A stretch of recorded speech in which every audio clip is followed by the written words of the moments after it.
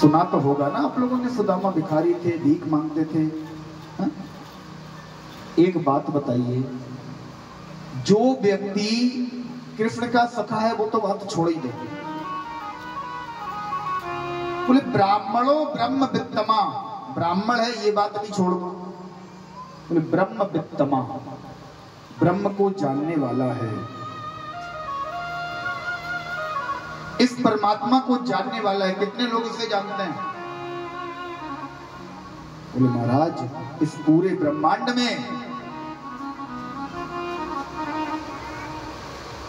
स्वयं लक्ष्मण जी इसे नहीं जान पाए। रामचरितमानस में लिखा है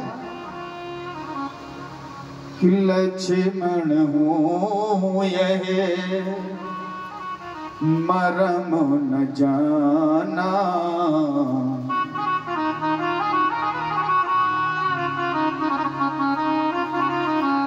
जोग चरित रचा भगवाना।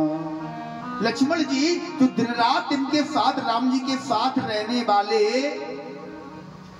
वो भी इनका मर्म नहीं जान पाए। गुरु वशिष्ठ यह मर्म न जाना, बोले गुरु वशिष्ठ जिन्होंने दीक्षा दी, जो इनके कुलगुरु रहे, वो भी इनका मर्म नहीं जान पाए। फिर सुदामा कैसा है? बोले सुदामा ब्रह्म वित्तमा है, ब्रह्म को जानने वाला है, इन्हें जानता है। ऐसा व्यक्ति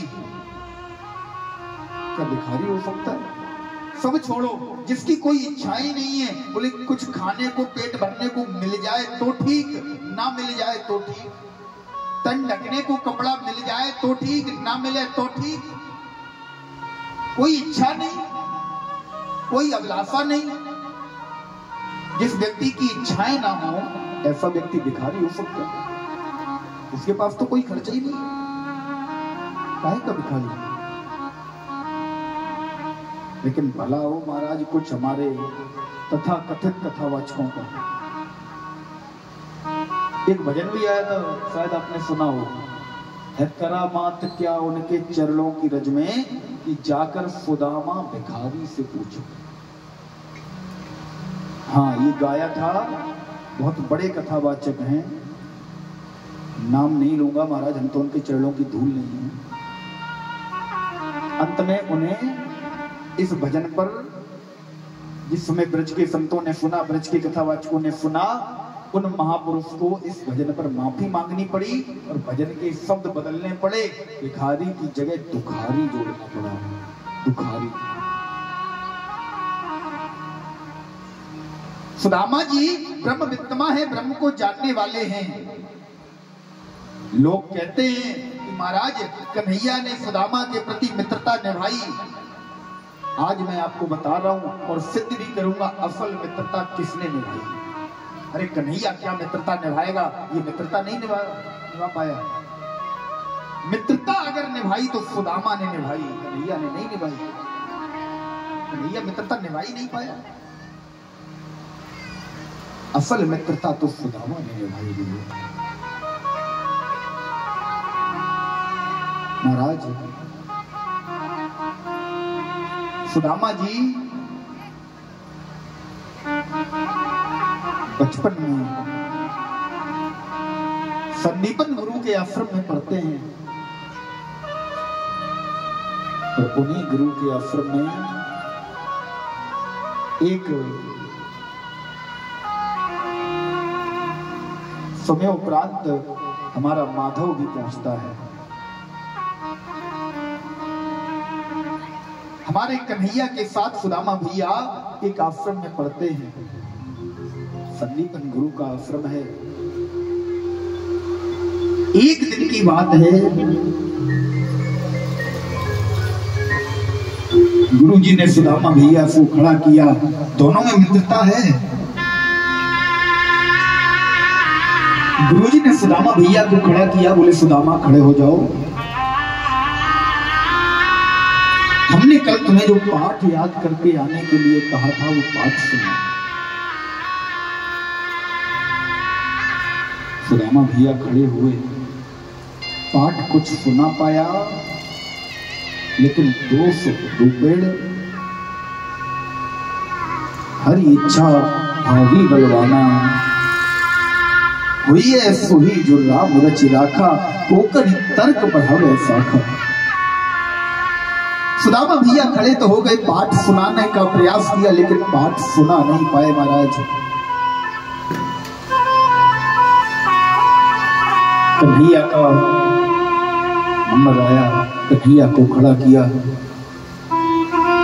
कन्हैया ने मन में विचार किया, क्योंकि पाठ तो मुझे सारे याद हैं, ऐसा ब्रह्मांड में कुछ है ही नहीं जो मुझे ना पता हो।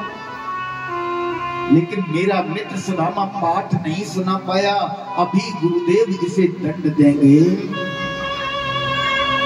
और उस दंड में मैं अपने मित्र के साथ भागीदारी कैसे करूं।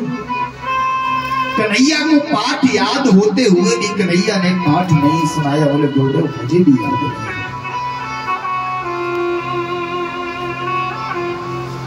आज दोनों को कक्षा से निकालकर बाहर खड़ा कर दिया गया, दोनों को दंड सुनाया जाएगा।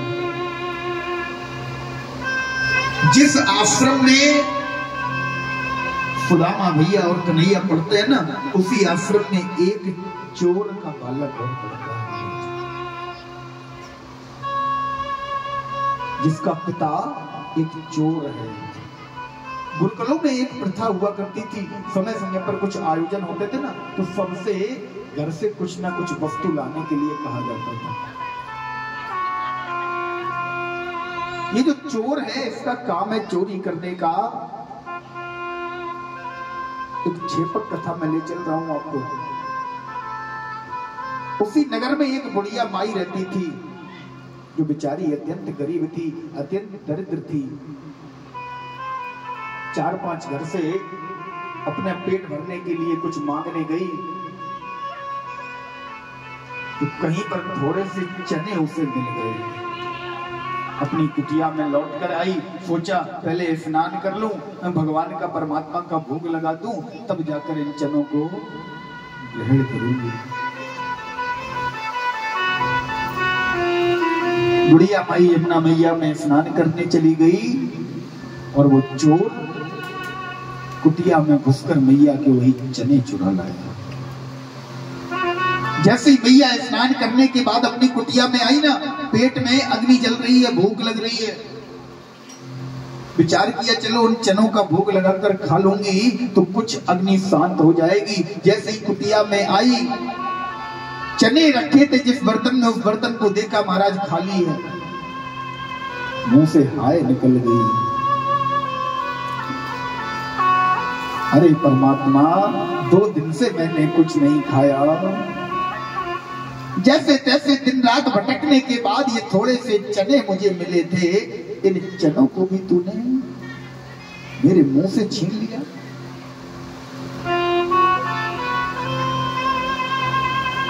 एक गरीब के मुंह से तूने निवाला छीन लिया।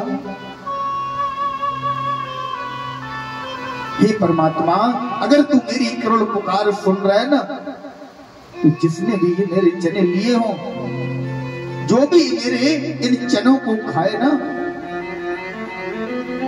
वो मुझसे भी अधिक इस त्रिलोकी का सबसे अधिक, सबसे बड़ा निर्धन बन जाए। बुढ़िया माई का श्राप उन चनों में लग गया। इसीलिए कहा भी जाता है महाराज कि निर्बल को न सताइए,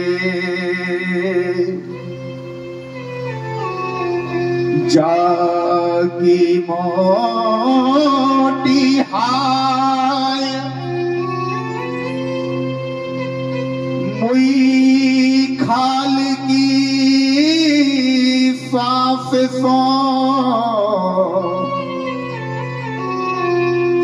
सार भस्म हो जाए। निर्बल व्यक्तियों को मत सताइए, किसी को निर्बल मत समझना, क्योंकि महाराज एक मरे हुए जानवर की खाल से एक धौंकनी बनाई जाती है जो भट्टी में हवा धौंकने का काम करती है, और उस भट्टी में जिसमें लोहा रखा जाता है ना, तो उस मरी हुई खाल, उस चमड़ी की हवा से वो लोहा भी भस्म हो जाता है। ये बुढ़िया निर्बल है, कुछ कर नहीं सकती, लेकिन श्राप तो दे ही सकती है, बद्दुआ तो दे ही सकती है। आज इसने चनों में को श्रापित कर दिया। इधर आश्रम में सुदामा और कन्हैया महाराज दंड पाने के लिए हाथ जोड़े खड़े हैं। गुरुदेव ने आदेश दे दिया, जाओ आज तुम दोनों जंगल से काष्ठ समिधाएं अर्थात लकड़ियां लेकर आओगे। गुरु माता के पास आए, गुरु माता से कहा, गुरु माता हमारे गुरुदेव ने हमें दंड दिया है, आज हमें जंगल से लकड़ी लेकर आनी है, जंगल से लकड़ियां लेकर हमें आना है। महाराज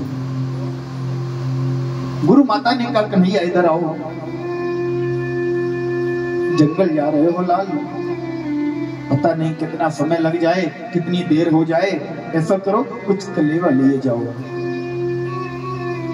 वही चने जो उस चोर का बालक गुरुकुल में ले आया था, वही श्रापित चने, बुढ़िया माई के द्वारा श्रापित चने आज गुरु माता ने उठाए और कन्हैया के हाथ पर रख दिए।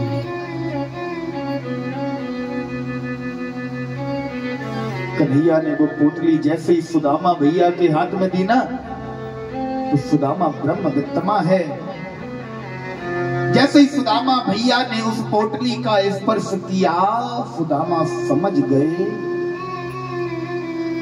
इस पोटली में क्या है और इनका महात्म क्या है, इनका स्वरूप क्या है, इनका परिणाम क्या है। आज दोनों मित्र जंगल में, वाटिका में, उद्यान में जाते हैं।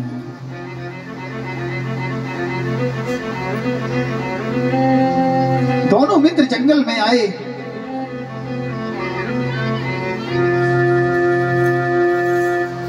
कन्हैया पेड़ के ऊपर चढ़ गया, सुदामा भैया पेड़ से नीचे बैठे हैं, हाथ में चने की पोटली है।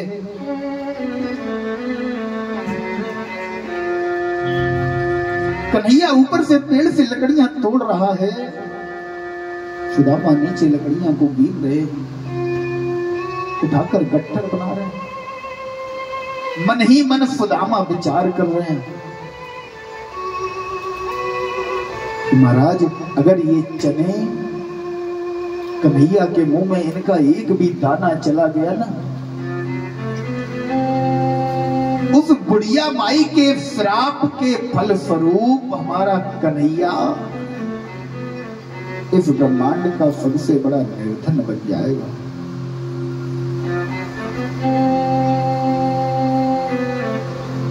त्रिलोकी का स्वामी, 14 भुवनों का पति,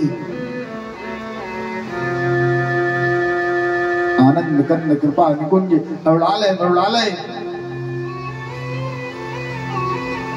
सच्चिदानंद स्वरूप कन्हैया अगर निर्धन हो गया, तुम्हारा इस संसार का क्रम ही पलट जाएगा।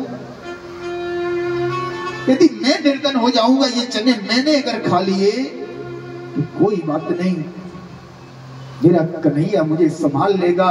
और अगर कन्हैया ही निर्धन हो गया, कन्हैया पर श्राप फलीभूत हो गया, तो कन्हैया को कौन संभालेगा। आज सच्ची मित्रता सुदामा भैया ने निभाई। सुदामा भैया जानते हैं इन चनों का रहस्य क्या है।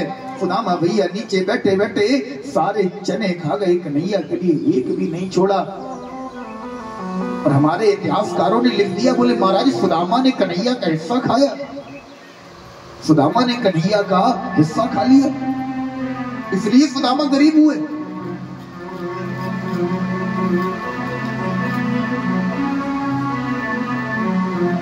नहीं महाराज, इतिहास में कोई ना कोई चूक हुई है। आज सुदामा भैया नीचे बैठकर सारे चनों को खा जाते हैं।